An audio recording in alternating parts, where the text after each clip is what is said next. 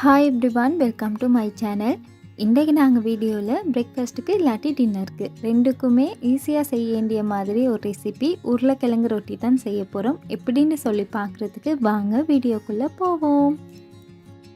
நான் இன்றைக்கி 2 கப் அளவுக்கு கோதுமை மாவு எடுத்திருக்கிறேன். இது 250 கிராம்.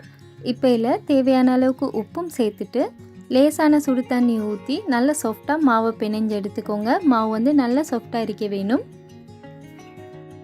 5லேருந்து 7 நிமிஷம் பிணைஞ்சிங்கன்னா இது மாதிரி மாவு நல்லாவே சாஃப்டாக வரும். இப்போ இதில் மாவு காயாமல் இருக்கிறதுக்கு மேலால் கொஞ்சமாக எண்ணெய் பூசிட்டு இதை அப்படியே மூடி எடுத்து வச்சுடுங்க. நாங்கள் உள்ளுக்கு வைக்கிற ஃபில்லிங் செய்ய காட்டிக்குமே மாவு இப்படி இருக்கட்டும். உருளைக்கிழங்கு ஃபில்லிங் செய்கிறதுக்கு நான் 3 உருளைக்கிழங்கு உப்பு போட்டு வேக வச்சு எடுத்துகிட்டு அது சூடாக இருக்கக்குள்ளே இது மாதிரி மேஷ் பண்ணிக்கொண்டேன். சூடாக இருக்கக்குள்ளே மேஷ் பண்ணுறது ஈஸி. சின்ன சின்ன துண்டுகள் இல்லாத மாதிரி நல்லாவே மேஷ் பண்ணி எடுத்துக்கோங்க.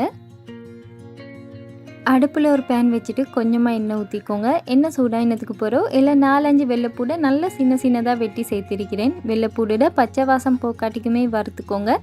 அடுத்து ஒரு பெரிய வெங்காயத்தையும் நல்லா சின்னதாக வெட்டி சேர்த்திருக்கிறேன். இதோடவே 2-3 பச்சை கொச்சிக்காவும் சின்னதாக வெட்டி சேர்த்திருக்கிறேன். எல்லாத்தையுமே எவ்வளோத்துக்கு எழுமோ அவ்வளோத்துக்கு ஃபைன் சாப் பண்ணிக்கோங்க. நான் ஏண்டு மறுவா சொல்கிறேன். இந்த மாதிரி வதக்கினதுக்கு பிறகு மசாலாவுக்கு கொஞ்சமாக மஞ்சள் தூளும் 1/2 டீஸ்பூன் அளவுக்கு மிளகுத்தூளும் மட்டும் சேர்த்துருக்கிறேன். இதோடவே தேவையான அளவுக்கு உப்பும் சேர்த்துக்கோங்க.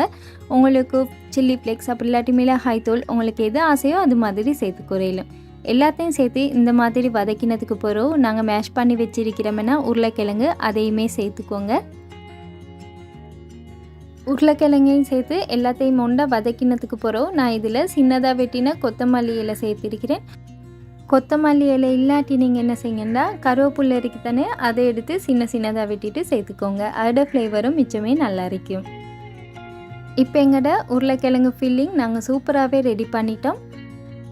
அடுத்து பார்த்திங்கன்னா மாவு கொஞ்சம் நேரம் ஊறி இன்னமுமே நல்லா சாஃப்டாக இருக்குது. இப்போ இது மாதிரி இதை ஒரு தைனம் பிணைஞ்சதுக்கு போகிறோம். உங்களுக்கு தேவையான போல் செஞ்சு எடுத்துக்கோங்க. ஒரு ஒர்க்கிங் போர்டில் கொஞ்சமாக மாவு தூவிட்டு அதில் ஒரு பங்கு மாவையும் வச்சு மேலாலேயும் மாவு தூவிக்கோங்க. அப்படிலாட்டி கையிலலாம் ஒட்டுற மாதிரி இருக்கும். இப்போ இதை ஒரு ரோல் பின் அப்படிலாட்டி உங்களோட கையாலேயே ரவுண்ட் ஷேப்புக்கு தட்டி எடுத்துக்கோங்க. மெல்லிசாவானா கொஞ்சம் கூட தடிப்பமாகவே இருக்கட்டும். இப்போ இதில் நாங்கள் செஞ்சு வச்சுருக்கிற உருளைக்கிழங்கு ஃபில்லிங் இருக்கேன்னா அதை வச்சுக்கோங்க. உங்களுக்கு தேவையான அளவுக்கு மட்டும் வச்சுட்டு இப்போ இந்த வீடியோவில் காட்டுற மாதிரி இதை ஒரு ஷேப்புக்கு செஞ்சு எடுத்துக்கோங்க. இது மாதிரி செஞ்சதுக்கு பிறகு எக்ஸ்ட்ராவாக இருக்கிற மாவெல்லாம் இந்த மாதிரி செஞ்சு எடுத்துக்கோங்க. அப்போ தான் அந்த உருளைக்கிழங்கு ஃபில்லிங்கெல்லாம் வெளியே வராமல் அப்படி இருக்கும். இப்போ இதை கையால் ரவுண்ட் ஷேப்புக்கு தட்டிக்கோங்க. அப்படி இல்லாட்டி ரோல் பின் வச்சு மெதுவாக இதை செஞ்சுக்கோங்க. உருளைக்கிழங்கு நல்லா மேஷ் பண்ண சொன்னது, வெங்காயமெல்லாம் சின்னதாக வெட்ட சொன்னது இதனால தான். பெருசாக இருந்தால் இது மாதிரி நாங்கள் ரோல் பண்ண போக்கல எல்லா கறியுமே வெளியே வர பார்க்கும். அதனால் சின்னதாக வெட்டினனால எங்களுக்கு இது மாதிரி ஷேப்புக்கு செஞ்சு குறையிலும். ஒரு பேனை அடுப்பில் வச்சு சூடாவினதுக்கு பிறகு நாங்கள் தட்டி வச்சிருக்கிற ரொட்டியை பேனில் போட்டுட்டு 2 சைடும் திருப்பி போட்டு நல்லாவே வேக வச்சு எடுத்துக்கோங்க. ஒரு பக்கம் வெந்ததுக்கு பிறகு மற்ற பக்கம் திருப்பி போடுங்க. இந்த ரொட்டி வந்து ஆறினத்துக்கு பிறகு கொஞ்சம் ஹார்டாவினமாய் ஆகும். அதனால் என்ன செய்யுங்கன்னா இது மாதிரி கொஞ்சமாக பட்டர் அப்படி இல்லாட்டி எண்ணெய் பூசிட்டு 2 சைடும் திருப்பி போட்டு சுட்டு எடுத்துக்கோங்க. அப்போ மிச்ச நேரத்துக்கு நல்லா சாஃப்டாகவே இருக்கும். இந்த மாதிரி செஞ்சு எல்லாத்தையுமே சுட்டு எடுத்துக்கோங்க. இன்னொரு டிப் என்னென்னா நீங்கள் ரொட்டி சுட்டதுக்கு பிறகு அந்த பேனை ஒரு டிஷ்யூவால் இல்லாட்டி துணியால் துடைச்சி எடுத்துருங்க. அப்போ தான் அடுத்த ரொட்டி சுட போக்கல அது அந்த கருப்பு கலராக தீயாமல் நல்லா இருக்கும். உருளைக்கிழங்கு ரொட்டி ரெடி.